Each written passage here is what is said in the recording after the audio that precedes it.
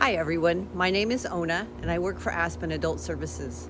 We have another public service announcement for you.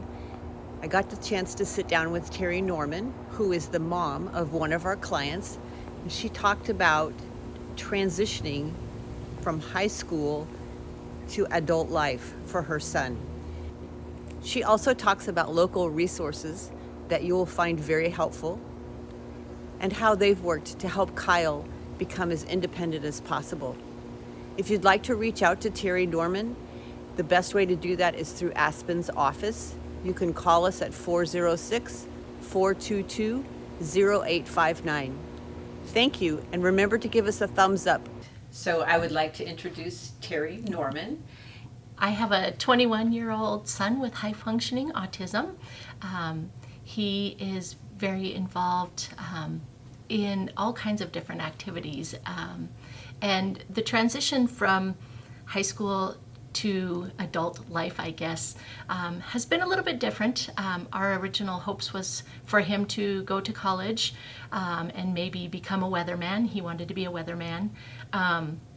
We started looking at some of the offerings in the area, and the courses weren't a right fit for him per se.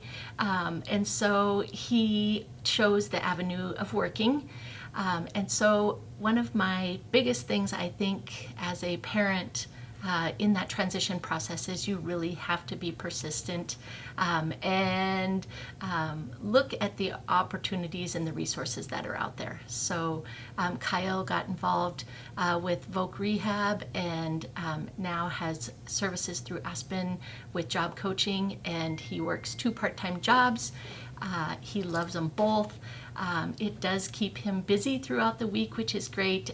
He spends a lot of time with us. And he's very involved with Special Olympics.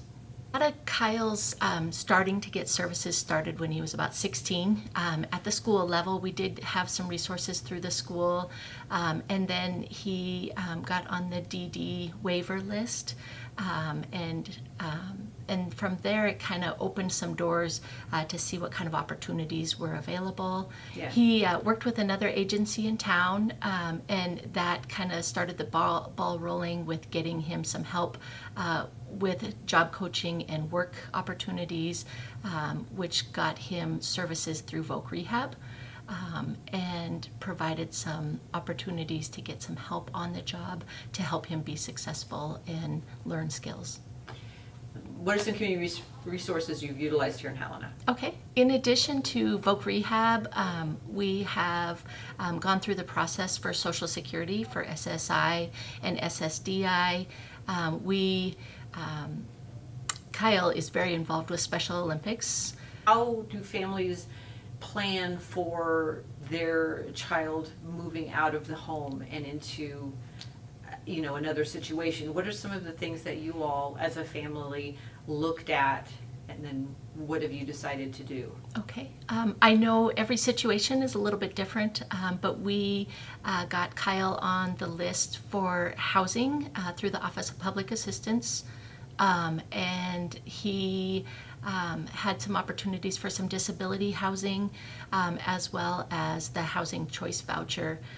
At this point, he's not ready to move out and be independent. As parents, we have some financial concerns or concerns about him financially. And at this point, he said he's not ready to go. So his hope and our hope is maybe eventually he'll be able to live independently, but at this point he's with us. But we do some things in the home to give him opportunities to be more independent. My husband and I, sometimes go on a little trip, and he gets to be in charge of the house and cook meals and do his everyday, day-to-day tasks on his own.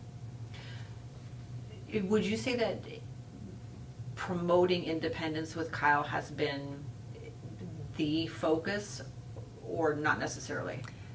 Yeah, a big focus. We want him to be independent.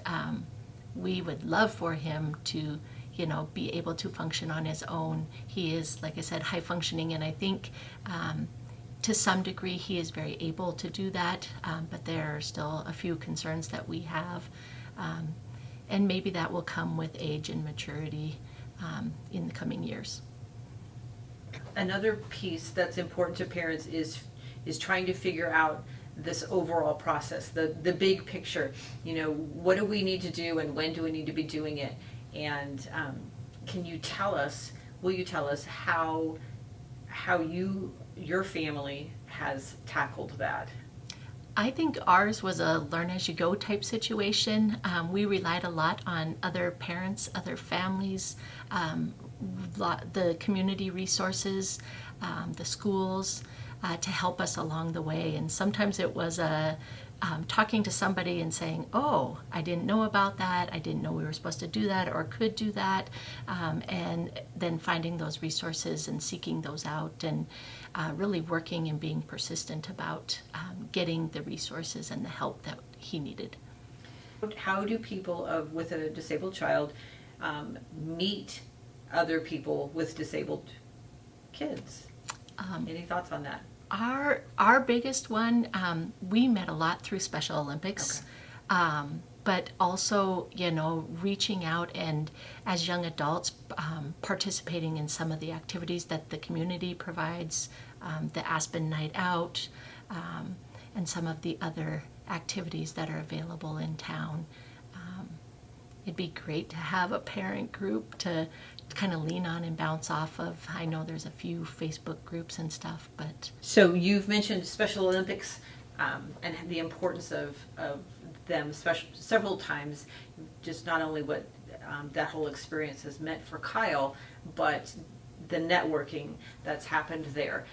Will you tell our audience, please, specifically who they need to get a hold of and where that person can be found? Sure. Our Tri-County Area Director is Karen Davis, and they have a Facebook page, Special Olympics Tri-County Area, Special Olympics Montana Tri-County Area. You can also go out to somt.org, and there's contacts and information there to reach out and get involved for your adult with disability, or also to become a volunteer or a unified partner. Okay. And then the last thing you had mentioned before we started, Terri, about we talked about transitioning your child from high school to post-high school. And so what is the big concern that maybe, I don't think you all have experienced that, but what is the concern about waiting too long or not looking forward? What happens when your child graduates from high school? The students are used to having a schedule and doing the same thing, and things happen on a daily schedule for them. And then once they transition out of high school, there's a gap, and it's really important to keep the young adults involved, and finding those resources and those avenues for them to stay active, to stay involved, whether it be working and getting services that way to have a job, or just being involved some way, so that they're not alone and isolated. Right, because you go from high school classroom to sitting on the sofa at home. Yes, yep, Right. exactly. We want to avoid that. Yep. Okay. Yep.